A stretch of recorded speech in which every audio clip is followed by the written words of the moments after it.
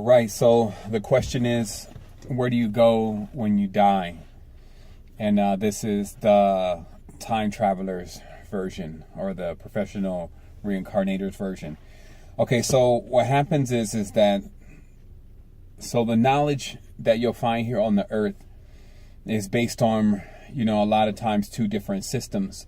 So I have to give you the explanation of both systems.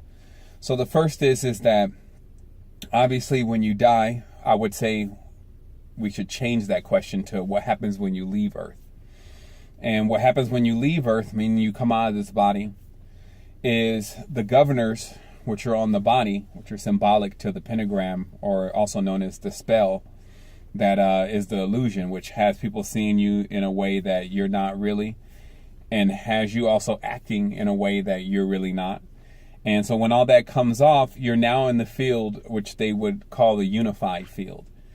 So what happens at this point is all of what you've been doing your entire segment of this life before your last memory wipe will all be visible to you as a sound, a vibration, and a geometric structure. So it's like a panoramic view of all of what occurred.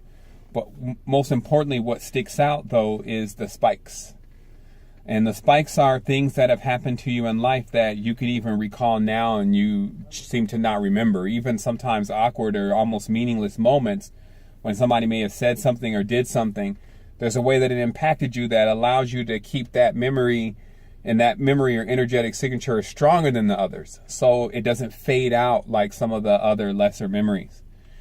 So then what occurs is as you're viewing this, because it belongs to you, it's your timeline, it's your loop, if you may, you can then decide to go into places where you feel like you should have made a change, or you should have made a different decision. And how this works out on this realm, because this is a slower realm, is that all of a sudden you become more aware or more present, at least for that moment, and then you have this experience that you think is like a deja vu. And what this is the signification of the remembrance that, hey, I was here before. There's something about this decision or something that I'm about to do that's very significant. So I need to, pay careful attention. Of course, a lot of people don't know what deja vu actually means and what it's about. So they don't even know what to go into next when that occurs. But what you should do is you should just, also with ringing in the ear, you should just listen and tune into the frequency and really see if you can get what's happening, but not use English in a tense, like try to read it from your intuition.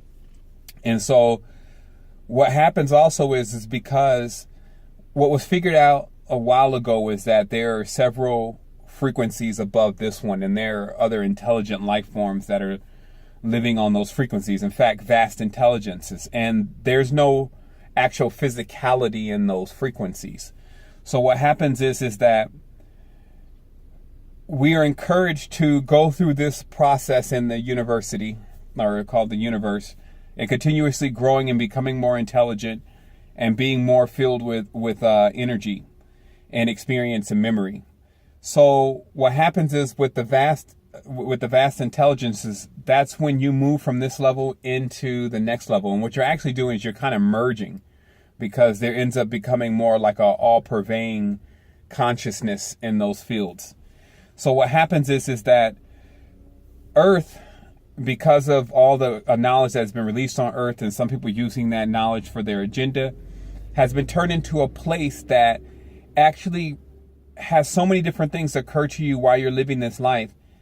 It's almost automatic that you end up reincarnating or going back through that same process of viewing your previous life and then seeing where you could have changed things, because each life is basically the same. Like, it may be in a different setting at a different time, but every single thing can be matched up across a timeline or across the unified field. Is, maybe it's your daughter. This time you have a certain feeling for her, and then next life maybe it's your sister, and you have that same feeling for her. But the roles have changed, but the frequencies are still the same.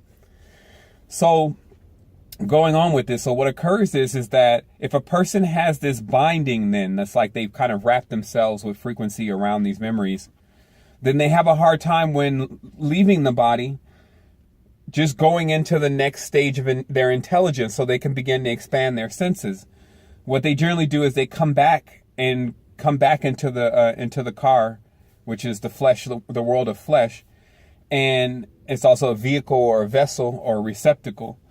And they come back there and they attempt to live that life over again. And so, of course, all the things that happen, from maybe some abuse or, maybe someone you hurt, and all these different pitfalls that are here on earth are really also designed in many cases to keep you just in this system of not letting go. So there was an older system, which is the second system, that taught actually a process of basically coming to earth, enjoying earth's experience, but not getting attached to anything, because the only thing that was guaranteed was change. And that you would go through these experiences and you would basically learn to love, live, and let be. And you also wouldn't really accumulate too many things, because that would also be still here when you left. So you couldn't take it with you, is what I'm saying. So there was really no need to engage in that kind of thing. So it was just traveling very light. There was instructors already that were teaching people this, and a lot of it kind of turned into how to get into the higher frequencies and how to live in the state of happiness, etc. Obviously, that became corrupted, that system in itself, and it became like a version of where you were supposed to not do anything or be in a cave and basically suffer your whole life, so that way you wouldn't want to come back here.